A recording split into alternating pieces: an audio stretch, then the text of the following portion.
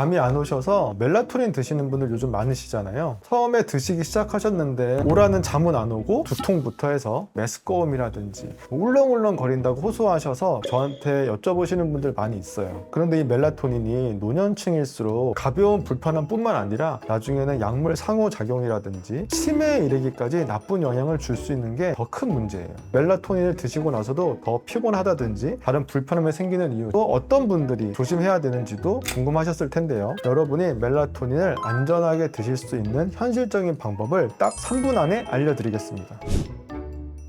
나이가 들면 불면증이 심해지는 이유부터 알려드릴게요. 우리 몸의 송가체라고 하는 곳에서 멜라토닌이 분비가 되는데요. 이 멜라토닌이 나이가 들어감에 따라 50% 이상 감소가 되게 돼요. 그러다 보니 멜라토닌 부족으로 인해서 자꾸 얕은 수면에 가게 되고 자꾸 깨는 일이 발생되죠. 너무 일찍 일어나는 현상까지 생기게 되고요. 그래서 멜라토닌은 나이가 드실수록 더 찾으시게 되는 게 사실입니다. 최근에는 노년층뿐만 아니라 20, 30대 분들도 수면장애가 있다 싶으면 먼저 멜라토닌을 찾으시게 되는 경우도 심심치 않게 볼 수 있을 정도예요. 가장 멜라토닌의 중요한 작용은 수면과 각성 리듬을 조율하는, 타이밍을 맞춰주는 중요한 우리 몸의 호르몬이에요. 일정한 시간에 자고 일어나고를 반복해서 하게끔 조절해주는 물질이죠. 두 번째 중요한 작용은 항염작용이 있다고들 해요. 항산화 작용도 있어서 세포들을 치료하고 재생시켜주는데 탁월한 효능이 있다고도 알려져 있어요. 그리고 기분을 안정시켜주고 인지기능 개선을 해주는 경우도 있다고 하고, 최근 연구에 따르면 항암 효과도 있어서 암 예방에도 도움이 된다고 해요.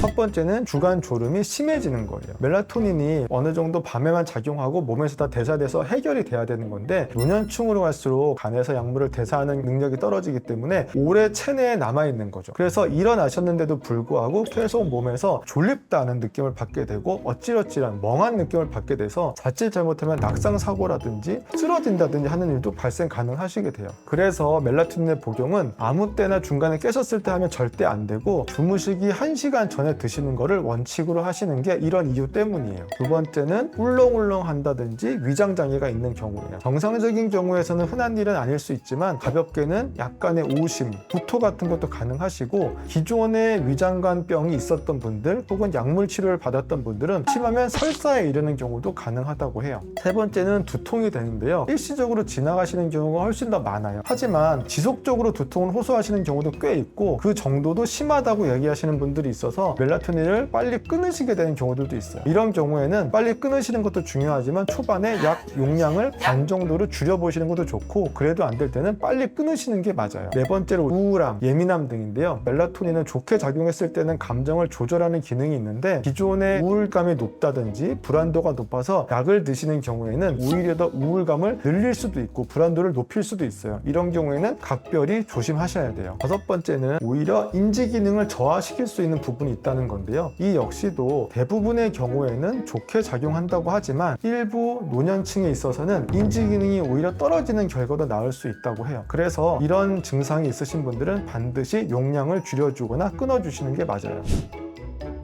첫 번째는 약을 드시는 시간이에요. 새벽 시간 드실 땐 아침까지 몸에서 빠져나가지 못해서 어지러움을 유발하실 수 있기 때문이에요. 그래서 반드시 주무시기 1시간 전에 드셔야 돼요. 두 번째는 낮은 용량부터 시작하시는 거예요. 1에서 2ml 정도의 용량을 얘기하는 건데요. 멜라토닌은 효과를 보는 그 시기보다 불편하다고 느끼는 게 훨씬 더 빨리 오실 수가 있어요. 그래서 이럴 때는 처음에는 1, 2mg 정도로 저용량으로 시작을 했다가 괜찮으면 3ml, 5ml 정도로 증량하시는 거를 권해드려요. 특히 60대 이상의 노년층들은 간 대사 기능이 떨어지세요. 그래서 같은 용량을 먹어도 몸에 훨씬 오래 남아있을 수 있고 아침까지 작용할 수 있기 때문에 반드시 저용량부터 시작하셔야 됩니다. 세 번째는 멜라토닌만으로는 사실 부족해요. 다른 수면 위생을 강화하시기를 반드시 권해드려요. 어떤 약물, 어떤 식품도 수면 위생만큼 중요한 건 없어요. 그렇기 때문에 반드시 디지털 디톡스 실행해 주세요. 블루라이트가 나올 수 있는 그런 휴대폰이라든지 TV 같은 그런 광원들은 최대한 1시간 이상 전에 멀리해 주시고, 집은 어둑어둑하게 환경 만들어 주시고, 밤에는 최대한 자극적인 소리도 피해 주시고, 부드러운 ASMR 깔아주셔도 도움은 되고요. 멜라토닌은 잘 쓰시면 좋은 보조제로 사용하실 수가 있지만 잘못 쓰게 되면 마치 독약과 같이 조심하셔야 되는 물질이 될 수도 있어요. 오늘 말씀드린 몇 가지 주의사항만 잘 지켜주셔서 멜라토닌을 드신다면 전혀 문제 없이